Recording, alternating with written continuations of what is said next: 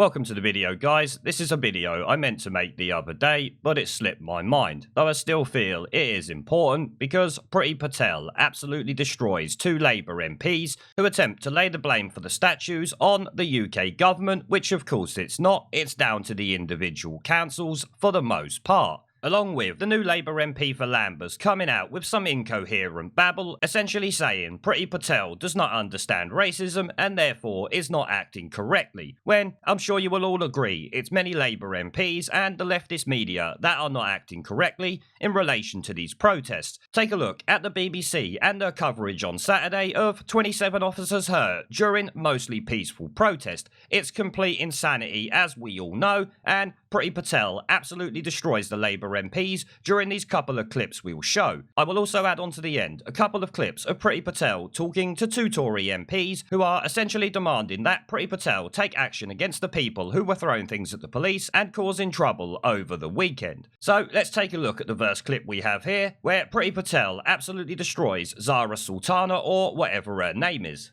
Zara Sultana. Thank you, Madam Deputy Speaker. Edward Colston made his fortune violently transporting 84,000 Africans to the Caribbean. At least 19,000 died en route. Statues of racist murderers like Colston can be found in cities across Britain. So I asked the Home Secretary a simple question. Does she believe it is right that black Britons have to walk in the shadows of statues glorifying people who enslaved and murdered their ancestors? Yes or no? The Honourable Lady will join me in lobbying Labour councils across the country, where they've been in charge for many, many years to bring about the change that black, Asian, ethnic minority people would like to see. Laura Trotz. Now, just have a gander at the look on her face after obviously Priti Patel has just shut her down. Because this dopey bint clearly didn't understand or just completely ignored the fact that it's Labour Council's responsibility to take care of these statues if they want to in a democratic way. Which, I don't care what they've done in the past, I really don't care. These are British history, they should remain there, as I'm sure you would all agree. But I think you would all admit that Zara Sultana obviously hasn't done her homework, or, like I said, just completely ignored the facts to try and throw a little bit of political point scoring out there and make it look like the government is not doing what the protesters want, when in actual fact it's Labour Council's responsibility, as they have been in charge of these places for decades, as Priti Patel pointed out. Now let's take a listen to what the Vauxhall MP had to say, with an emotional attempt at race baiting that David Lammy would be proud of. Shalom. Thank you, Madam Deputy Speaker. Vandalism and violence should never be accepted, and I also want to pay tribute to the hard-working officers who've been on the front line, including officers from my borough of Lambeth, who are often the first to be called when there's any protest because of our location to central London. But does the Home Secretary actually understand the anger and frustration felt by so many people? Does the Home Secretary recognise that this protest has been led by young people? Does the Home Secretary recognise that there's structural inequality, discrimination and racism in our country? Does the Home Secretary recognise that people want to see action from this government? My son turned 3 yesterday. I do not want to have to wait until he's a teenager before we see changes in this country. Will the Home Secretary and this government act now? Black Lives Matter, and we need to see this government doing something about that. Yeah. I'd say to the Honourable Lady, I'd make a number of points actually. I've been very clear in my remarks about the level of injustice that is felt across the country, and that's been illustrated in what we've seen over the weekend and the very peaceful protests that have taken place. But I'm really saddened that the Honourable Lady has effectively said that this government doesn't understand racial inequality. Well, on that basis, Madam Deputy Speaker, it must have been a very different Home Secretary who, as a child, was frequently called a paki in the playground. A very different Home Secretary who was racially abused in the streets, or even advised to drop her surname and use her husband's in order to advance her career. A different Home Secretary, recently characterised, if Madam Deputy Speaker I can say so, in the Guardian newspaper as a fat cow with a ring through its nose. Something that was not only racist but offensive, both culturally and religiously. This is hardly an example of respect, equality, tolerance or fairness. So when it comes to racism, sexism, tolerance or social justice, I will not take lectures from the other side of the House. I have already said repeatedly there is no place for racism in our country or in society.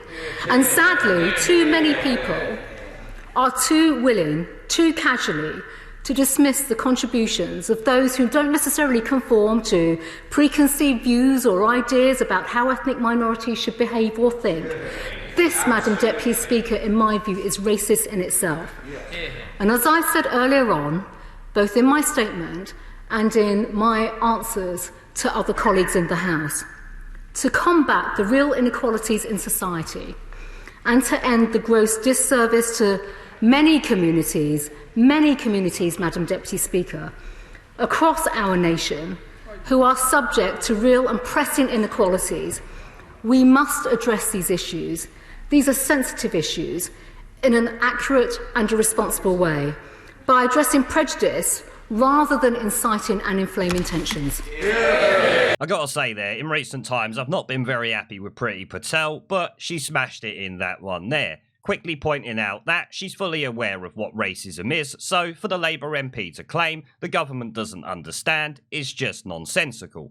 Along with also pointing out what some of you might have seen regarding people from ethnic minorities supporting something other than the Black Lives Matter activists or what their actual agenda is now, as we all know from the GoFundMe page, which explicitly states they want to defund the police. But it really goes to show how stupid Labour MPs actually are, trying to make out like an Indian woman who was racially abused when she was younger and is well known doesn't understand what the protesters are asking for, which probably technically Priti Patel doesn't, because the racism issue they are claiming is not as prevalent in this country as the left would make you believe. As a matter of fact, for most of my life it has been considered abhorrent for you to be a racist, so it really does make me laugh that these Labour MPs come out with it, but to be honest, they have practically always done it, at least for the last 10 years or so, if not more. Though I think you would all agree it is certainly getting worse. Take a look at what has been going on over the last few weeks, both here and in America. But I do want to go back to some of the things that the Vauxhall Labour MP said,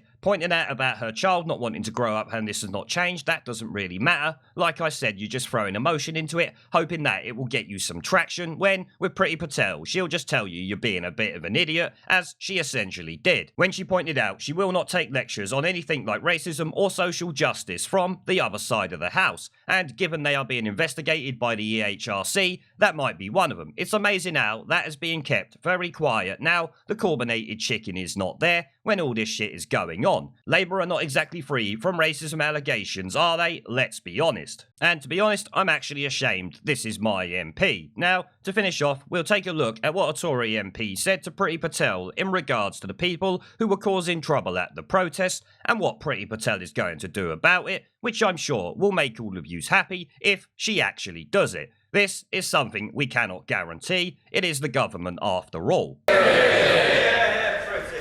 Kevin Hollinrigg. Well, thank you, Madam Deputy Speaker. I was going to say how very good it is to hear this House so united, but I think in the main it is in its support for peaceful protest, particularly one that's tackling prejudice and unfairness, but also in its support for the police.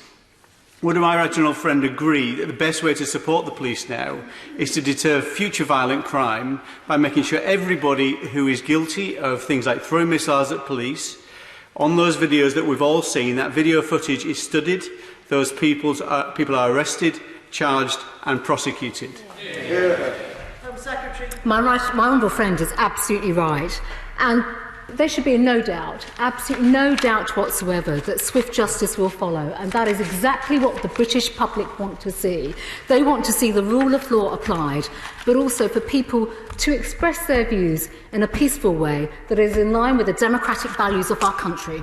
You see, now I agree with Priti Patel saying the British public want to see justice and these people arrested, which of course they do. But they should have been arrested on the day. Cressida Dick should have told these police officers to go in there. If anyone starts causing trouble, you charge in, deal with them, arrest them, get them out of there. Not just let them get away with it and then hope you can catch them on CCTV a couple of weeks later and arrest them then. You need to nip it in the bud when it is happening, otherwise they will just take the piss. Take a look at what was happening in Bristol the other day when they tore down the statue and the police officer gave a statement stating that we didn't want to intervene because because they might break the law again, and our tactical policing style was essentially to do jack shit. The only reason why we haven't seen Cressida Dick come out and make a similar statement is because she likely has slightly more intelligence than the guy at Bristol Police. Because what he said was just batshit crazy, as I covered in a video. And speaking of Cressida Dick, I actually have a video coming on her later, so I'll leave it there and get on with making that. Now, as always, I want to say a massive thank you to everyone who supports the channel, and my other social media links are down in the video description if you want to come and support me on Twitter, BitChute, and a variety of other platforms, including my second YouTube channel. As I said, all links are down in the video description.